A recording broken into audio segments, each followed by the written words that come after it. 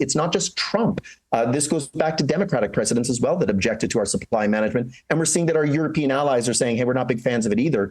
Well, quite the turn of events here. Welcome back to Moose and Loose. My name's David. We've got Donald Trump threatening 35% tariffs across the board in Canada, and Mark Carney and his team have retaliated. They've come out with a new strategy. Apparently that's taking jabs at Donald Trump, trying to humiliate the guy. I don't think it's going to work. Let's jump into this. Starting this one off, Sharia Teese here with a new poll coming from Leger. 48% for Liberals, 35% for the Conservatives. This is going to be bouncing around wildly until something happens with the Trump tariff situation. And I have a feeling that the majority of these Liberals don't realize that Mark Carney's on vacation while Donald Trump is threatening 35% tariffs across the board. Got this one from Table Salt saying 9,800 out of 50,000 workers in Mark Carney's riding of Nepean are public servants, which he is going to slash. Uh-oh, SpaghettiOs. Looks like you voted for the wrong guy. You voted for the guy that's gonna likely cut your job. And he's posting Bruce Vanjoy's writing here. It's far worse, 14,600. Guess they should have voted for Pierre Poilievre. We've got this one here, 76% of Canadians saying they're boycotting American products. I don't know if it's really that high. We got this one from the House of Commons staffer account saying, sorry to call you guys away from your summer break, dearest cabinet colleagues. To make up for it, I've booked a retreat at Canada's most expensive summer resort, Big Daddy Mark Carney's. This is in response to what's happened here. Mark Carney has had to call an emergency retreat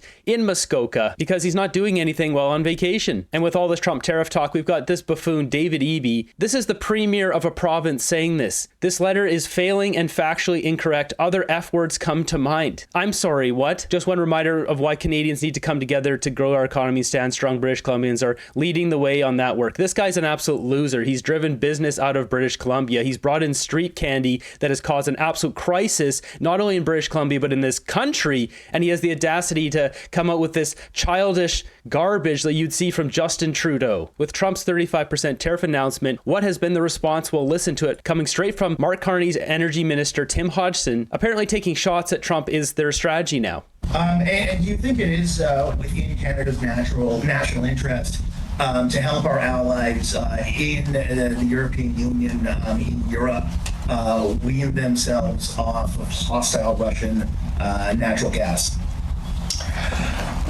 So I think it is absolutely in Canada's interest and for Canada to be strong. I often talk about that picture we all have in our minds of sitting in the Oval Office and that painful experience that President Zelensky had, where he was lectured about how he had no cards. And recently, the President of the United States has insinuated that Canada has no cards. And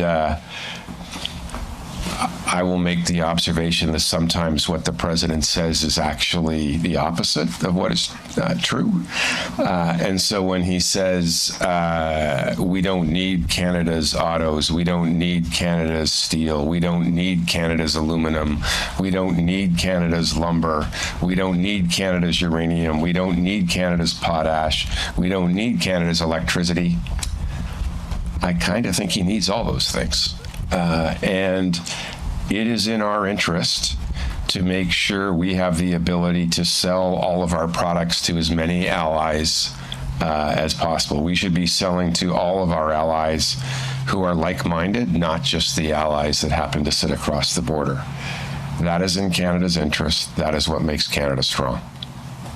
It doesn't make Canada strong when we have to trade with them or our economy collapses. You guys should just be making, at the very least, a half-decent deal, then diversifying trade with other countries. I mean, you guys should have been diversifying trade from day one. These guys talk a big game, but they deliver nothing. Since they need a little refresher, look what Danielle Smith has done. She signed a new deal with South Korea for Alberta's oil. Why is it that Danielle Smith is able to accomplish more than the federal government? As it says here, and this is coming 2 days ago, big news, Alberta Korea office, 550,000 barrels of Alberta heavy crude just arrived at Hyundai Oil Bank Dison refinery. Proud milestone for Alberta and a powerful sign of Canada and Korea's energy partnership in action. What has he done? He's done absolutely nothing. He's calling Trump a liar, and obviously Trump inflates these things. This is part of his negotiating tactic, but going at the guy doesn't help the negotiations. We all know America wants our stuff and needs our stuff, but making this declaration at a press event is just stupid. It's bad negotiating. And what else is bad negotiating? Melanie Joly. be?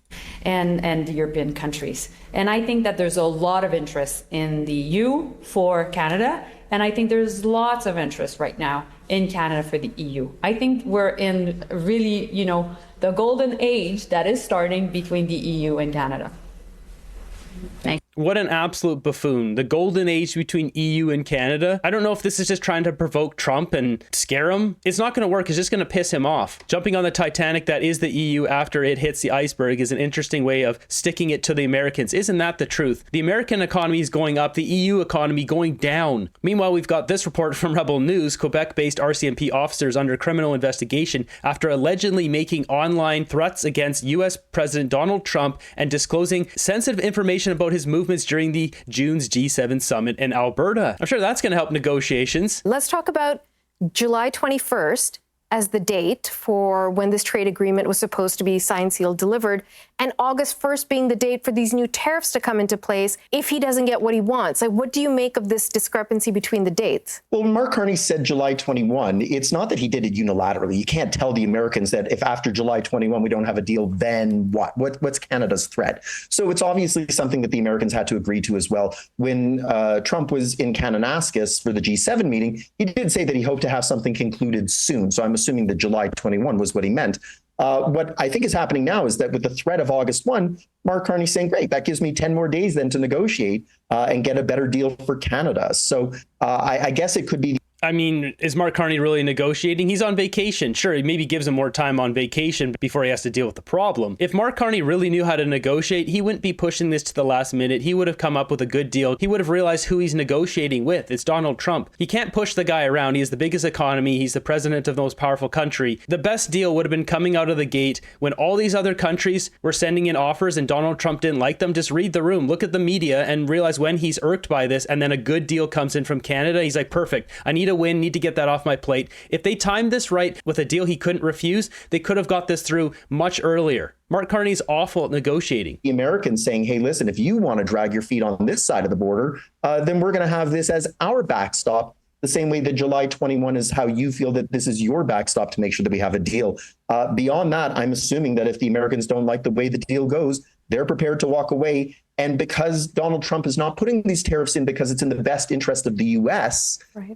It's because it's in his own personal interest or it's in the interest of his small constituents that might support these tariffs, then he doesn't mind torpedoing the economy, knowing full well that our government can't torpedo our economy as some sort of retaliatory action. I don't really like his framing there, but it's true that we can't torpedo back because it'll hurt our economy too much. He wants to bring in that revenue for America. He's forcing American businesses. It's not like he's intentionally trying to torpedo his own economy. He's trying to force businesses to move to America. There's a difference there. Could be a tactic to get something that he wants. What is it that you think he wants at this point? Well, I think Olivia nailed it when she was on before me and saying that it was supply management.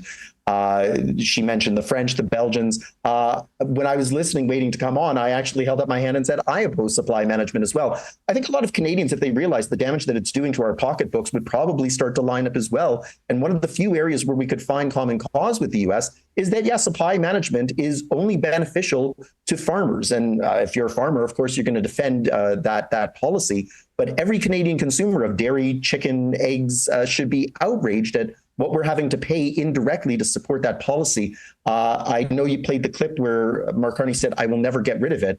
But he was also very committed to the digital sales tax up until about 48 hours before it was to come into play. Listen, if that's the type of thing that makes us go back to where we were 9 months ago, where we had a well-functioning free trade agreement for 25 years, maybe you don't have to scrap it entirely, but maybe there's a way to try and revise it a little bit and pry that open.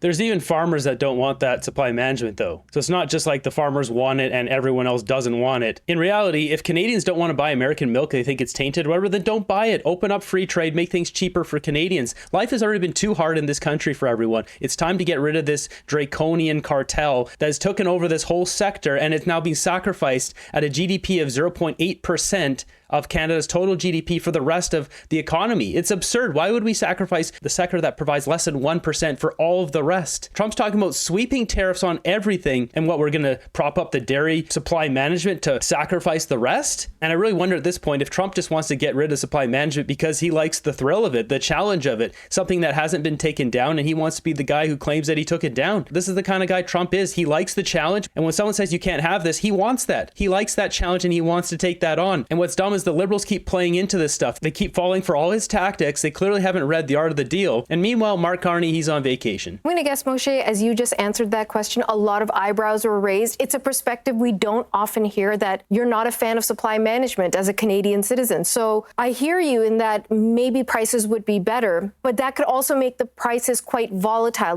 The argument that's been presented to Canadians for so long is that not only does it protect farmers and these industries, but it actually makes sure that we're not up to the skyrocketing prices of something like eggs.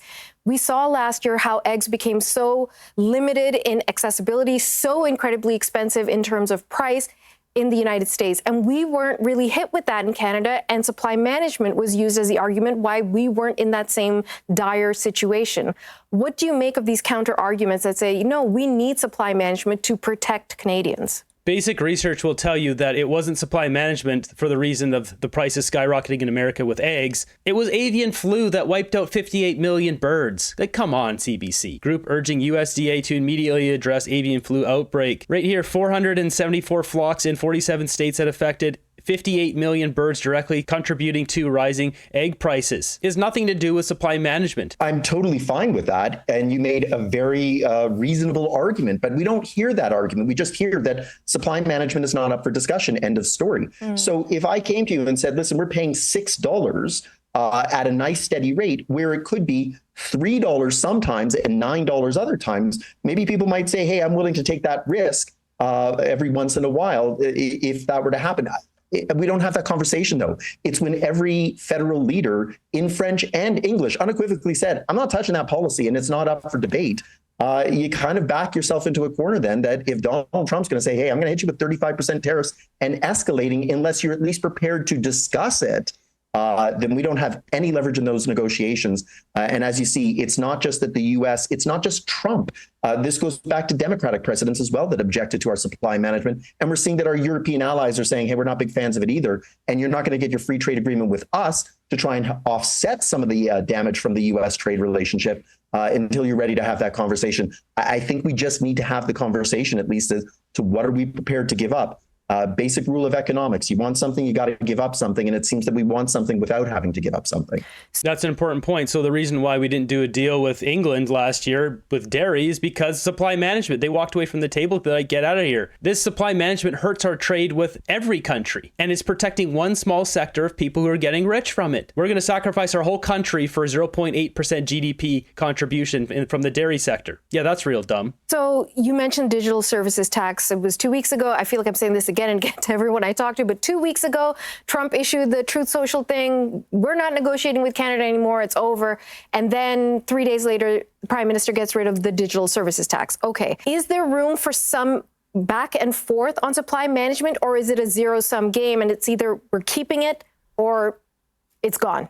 Like, is there a gray space in there? It's interesting what you say with a zero-sum game. So, in fact, if you scrapped supply management, it would be a net gain for Canada. Consumers would gain more than dairy farmers would lose. But if you're talking about, do we keep it or do we scrap it? Is that the zero-sum game? No, of course, there's room that you can negotiate. Right now, I think those 400% tariffs that Trump was accusing us of putting in place are once you exceed the amount of milk that we drink by like a factor of 10. So yeah, it's true. The tariffs are there, but they would never kick in unless somehow we really fall in love with dairy in a way that we've never shown ourselves capable of doing. So I'm sure what you could do is you could maybe lower the limit, or you could lower the tariff amount, or you could maybe allow for some small opening where they could find some market share. The great thing, of course, with consumer choices, if you don't want it, don't buy it. It won't end up on the shelves then if everybody decides that they want to voluntarily buy Canadian. So there is room to have that negotiation. What you have to do, though, is face down the farmers' lobby, which is going to be strong in every province, and every provincial premier will run scared because that's probably going to be a key constituent that you need to win if you want to maintain power, not just at the federal level.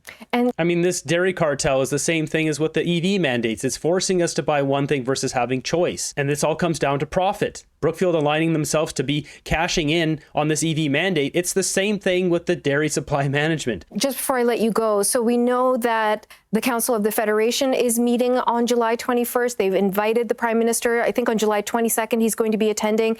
So if what you say is true, the farmers are going to be lobbying their premiers. The premiers are going to come to the Prime Minister. How does that conversation unfold? Look, I don't think that we're going to have a supply management discussion unless Canada's back is really to the wall. Now, again, we don't know what's going on in these negotiations. We don't know what the sticking. I think Canada's back is already to the wall. Now, the question is, what are they negotiating? Donald Trump and his team have come out and said something like, we want you to get rid of this. And Carney keeps coming back and saying, no. That's why we're in this position we're in right now. Now, potentially, we're getting close to a deal. And that's why Trump's bringing up this 35% to spook tactic just before getting a deal. I mean, this is textbook Donald Trump and how he negotiates, get people off edge, get a better deal for him. Points are, we know that Trump gets something in his bonnet and he just kind of sticks with it and doesn't let it go. So it could be that we're looking at supply management. Maybe that's not even the topic that they're stuck on. So it's entirely possible that come July 22nd, everything works out for the best. And this is merely a negotiating tactic, or it's one of those trying to distract all of us right now. So we're looking over here